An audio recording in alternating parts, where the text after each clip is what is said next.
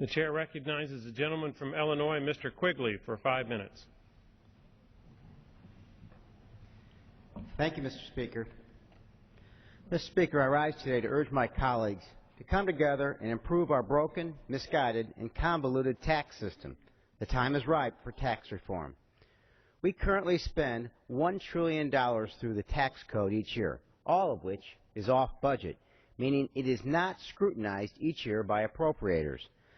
Once a tax break is written into the tax code, it usually remains, unlike discretionary spending programs, which are re-examined for their necessity each year.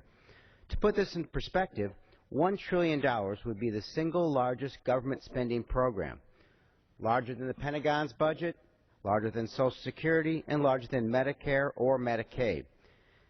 As we desperately search for ways to reduce the deficit, we are making deep and painful cuts to discretionary spending. All the while, we are spending close to $1 trillion through the tax code with little oversight. I've introduced a bipartisan bill with Congressman Renacci, which would bring greater transparency and oversight to such expenditures. But in addition to greater oversight, we also need reform. While many of these tax expenditures incentivize worthwhile behavior, such as home ownership and increased savings and investment, there are others, such as the yacht interest deduction, which clearly need to be reconsidered. We are cutting the funding for the National Institutes of Health, Head Start, Meals on Wheels, while subsidizing yachts. Let's put this into perspective. If one of my constituents takes out a loan to buy a car, to get to work, or take the kids to school, the interest on that loan is not tax deductible. But if they were to go out and buy a yacht, the interest on that loan would be tax deductible. Clearly, it's time to re-examine our tax code and get our priorities in order. I have a bill that would end this tax break for yachts.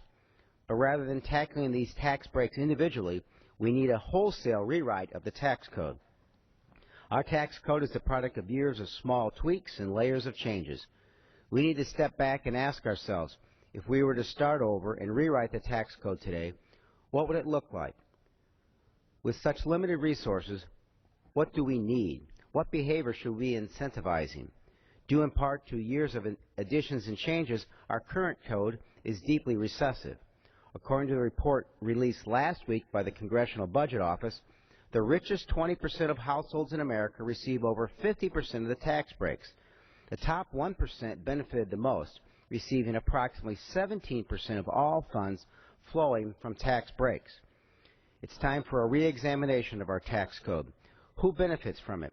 How much do we spend? What are our priorities? Not only is this a time for reform because of our fiscal situation, but at a time of frequent partisan gridlock, tax reform is one area where the two sides seem to agree. Members from both sides of the aisle have said tax reform is essential. I commend Chairman Camp and his counterpart in the Senate, Chairman Baucus, for their efforts to reform our code. I hope they will continue their bipartisan work and give the two houses a package of reforms we can live with.